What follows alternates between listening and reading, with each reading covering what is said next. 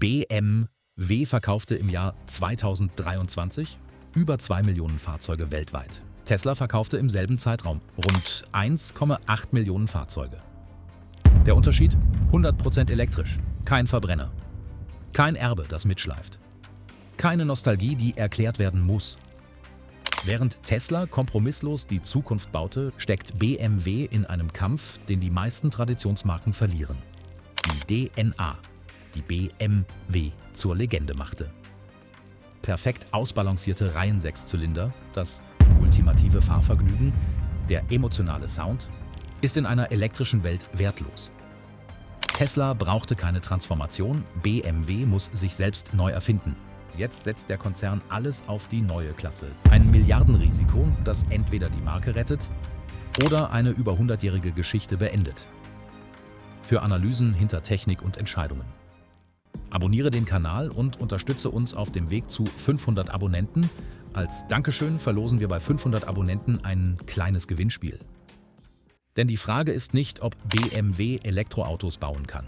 Die Frage ist, ob Elektroautos BMW sein können.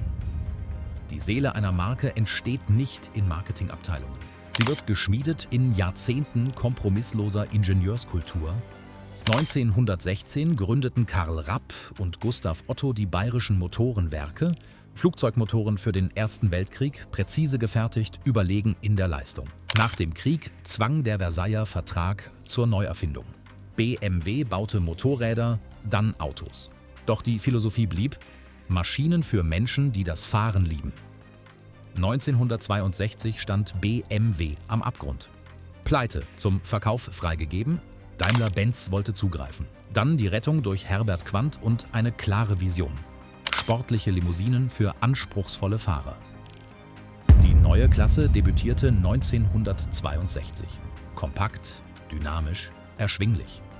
BMW fand seine Identität. Diese Identität wurde BMWs größter Stärke und Jahrzehnte später zu seinem größten Risiko. Was folgte, wurde Legende. Der Dreier definierte die Sportlimousine neu. Der Fünfer erfand die Businessklasse mit Fahrspaß. Der Siebener zeigte, dass Luxus und Dynamik keine Gegensätze sein mussten. Jedes Modell trug das Versprechen in sich. Freude am Fahren. Nicht nur ein Slogan, ein Ingenieurskredo. Die Zahlen bestätigten den Erfolg. 2000 verkaufte BMW 1.100.000 Fahrzeuge weltweit. 2010 waren es 1.400.000. 2019 durchbrach der Konzern die 2-Millionen-Grenze. Premium Made in Germany, exportiert in 150 Länder. Doch hinter den Verkaufszahlen lag etwas Unbezahlbares: emotionale Bindung. BMW-Fahrer kauften nicht nur Autos, sie kauften Zugehörigkeit zu einer Philosophie. Der Sound des Reihen-Sechszylinders beim Hochdrehen. Das Feedback der Lenkung in schnellen Kurven. Die Balance des Hinterradantriebs am Limit. Ingenieure in München verstanden. Emotionen entstehen durch physikalische Präzision. Dann kam die Elektromobilität, lautlos, schwer, anders, eine Technologie, die alles in Frage stellte, wofür BMW ein Jahrhundert lang stand. Die Frage war nicht mehr, ob BMW Elektroautos bauen konnte. Die Frage war, ob sich elektrische Fahrzeuge wie ein BMW anfühlen konnten. Der erste Stromschlag kam 2011 mit einer kühnen Ankündigung. BMW würde die urbane Mobilität revolutionieren. Der i3 sollte alles anders machen. Carbonfaserkarosserie, nachhaltige Materialien, radikales Design, ein Statement auf Rädern. 2013 rollte der i3 in die Showrooms. 170 Pferdestärken, 240 Kilometer Reichweite, 0 auf 100 in 7,3 Sekunden. Die Fachpresse feierte die Innovation. BMW hatte gewagt, was traditionelle Hersteller scheuten. Die Zahlen erzählten eine andere Geschichte. 2013 verkaufte BMW 6.117 i3 weltweit. Tesla lieferte im selben Jahr 22.000 Model S aus, gleiche Zielgruppe, gleicher Premium-Anspruch, unterschiedliche Philosophien. BMW setzte auf Stadtauto-Konzept mit begrenzter Reichweite, Tesla auf maximale Reichweite ohne Kompromisse. 2018 erhielt der i3 ein Batterie-Upgrade. 120 Kilowattstunden Kapazität, 260 Kilometer Reichweite. Zu spät. Der Markt hatte sich bereits entschieden. Elektroautos mussten Langstrecke können. Nicht nur Stadtverkehr. BMW produzierte bis 2022 250.000 i3. Über 9 Jahre. Tesla verkaufte allein 2021 963.000 Fahrzeuge. In einem Jahr. Das Problem war nicht die Technik. BMW hatte bewiesen, dass elektrisches Fahren funktioniert. Das Problem war die Vision. Der i3 löste ein Problem, das Premium-Kunden nicht hatten. Sie wollten kein Zweitauto für die Stadt. Sie wollten ein Elektroauto, das alles konnte. BMW hatte den Markt missverstanden. Eine Lektion, die Milliarden kostete. Die Parallelweltfalle öffnete sich 2020 mit einer Strategie, die Flexibilität versprach. BMW würde technologieoffen bleiben, Verbrenner, Hybrid, Elektro, alles gleichzeitig. Kunden sollten wählen können. Klingt vernünftig. Die Realität war brutal. Jede Antriebsart brauchte eigene Entwicklungsteams, eigene Fertigungslinien, eigene Zulieferketten. BMW betrieb faktisch 3 parallele Automobilunternehmen unter einem Dach. Die Kosten explodierten. 2021 investierte BMW 7,1 Milliarden Euro in Forschung und Entwicklung. Tesla investierte 2,69 Milliarden. Halb so viel, doppelt so fokussiert. Die Zahlen offenbarten die Ineffizienz. 2023 bot BMW den Dreier in 8 verschiedenen Antriebsvarianten an. Benziner, Diesel, Mildhybrid, Plug-in-Hybrid, Vollhybrid, Elektro. Jede Variante bahnt Kapital, verschlang Entwicklungsressourcen, verkomplizierte die Produktion. Tesla baute 4 Modelle, alle elektrisch, alle profitabel, noch dramatischer, der Markt drehte schneller als erwartet. China kündigte das Verbrenner aus für 2030 an, Europa für 2035. Plötzlich waren Milliarden in Verbrennertechnologie investiert, die ein Verfallsdatum trug. Oliver Zipse, BMW, Vorstandsvorsitzender, verteidigte die Strategie öffentlich. Technologieoffenheit sei Kundenorientierung. Doch intern wuchs die Erkenntnis. Parallelstrategien funktionieren nur, wenn beide Welten Zukunft haben. BMW entwickelte Motoren für Märkte, die dabei waren zu verschwinden. Bis hierhin konnte BMW Fehler korrigieren. Ab jetzt nicht mehr. Alles auf eine Karte setzte BMW im März 2023. Die neue Klasse wurde nicht als weiteres Modell angekündigt. Sie wurde als Neuerfindung präsentiert, 30 Milliarden Euro Investition. Eine komplett neue Architektur, nur noch elektrisch, der Wendepunkt war radikal. Keine Kompromisse mehr mit Verbrennertechnik, keine Plattformen, die beide Welten bedienen mussten. Die neue Klasse würde von Grund auf für Elektromobilität entwickelt. 800 Volt Systemspannung statt 400. 6. Generation Batteriezellen mit 30% höherer Energiedichte. Ladezeiten von 10 auf 80% in unter 20 Minuten. Die Zahlen versprachen Revolution.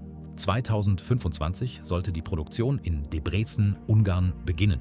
Ein komplett neues Werk, gebaut ausschließlich für elektrische Fahrzeuge. Jährliche Kapazität 250.000 Einheiten.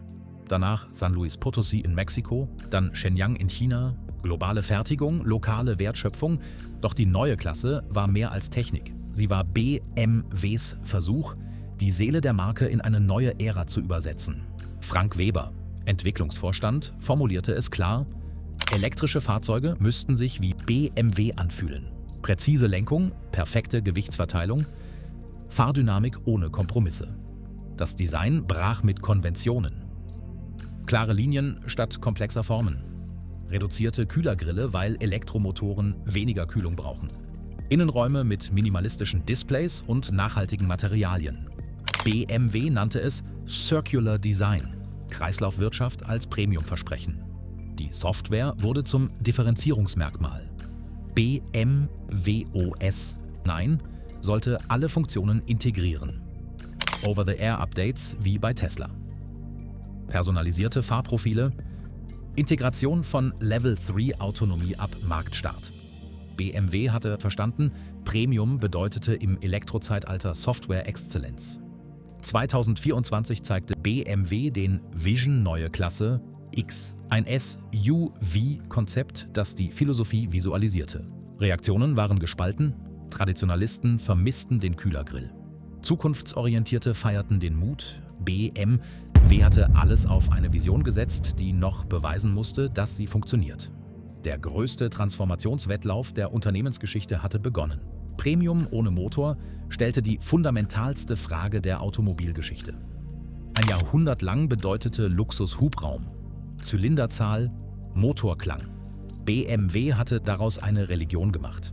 Jetzt musste die Marke beweisen, dass Premium auch in Stille existieren kann. Die Antwort lag nicht in der Hardware. Elektromotoren sind weitgehend standardisiert. Jeder Hersteller kann Beschleunigung kaufen. 0 auf 100 in 3 Sekunden. Im Elektrozeitalter wird es zur Selbstverständlichkeit. Reichweite über 600 Kilometer. Standard bis 2025. Die Differenzierung verschob sich. Software wurde zum neuen Motor. BMW investierte massiv. 2000 Softwareentwickler in München. Partnerschaften mit Qualcomm für Rechenleistung. Eigene Betriebssysteme statt zugekaufter Lösungen. Die neue Klasse sollte zeigen, Premium bedeutet nahtlose Integration, intuitive Bedienung, personalisierte Erfahrung. Doch die Konkurrenz schlief nicht. Chinesische Hersteller wie Niho und BYD definierten Luxus neu. Batteriewechselstationen in 3 Minuten. Bildschirme, die ganze Armaturenbretter füllten. Preise, die BMW unterbieten konnten. Gleiche Technologie, halbe Kosten. Die Zahlen zeigten das Dilemma. 2023 kostete ein BMW iX 85.000 €, ein BYD mit vergleichbarer Ausstattung 55.000. 30.000 € Preisunterschied für ein Logo und eine Geschichte. BMW setzte auf immateriellen Wert. Markenheritage, Fahrdynamik, DNA. Qualitätsversprechen über Jahrzehnte. Doch im Elektrozeitalter mussten diese Werte neu kodiert werden. Nicht im Motorklang, sondern in Softwarequalität. Nicht in Beschleunigung, sondern in Effizienz. Nicht in Tradition, sondern in nachhaltiger Innovation. Und ob es funktioniert, entscheidet sich zwischen 2025 und 2030. 5 Jahre, in denen BMW beweisen muss, dass ein Jahrhundert Ingenieurskultur in eine neue Ära übersetzbar ist. Die Transformation ist nicht abgeschlossen. Sie hat gerade erst begonnen. BMW steht am Scheideweg zwischen Legende und Warnung. Die nächsten 1000 Tage entscheiden nicht über ein Modell. Sie entscheiden, ob BMW die Transformation meistert oder an ihr scheitert. Wenn dir das Video gefallen hat, abonniere den Kanal und verpass nichts mehr.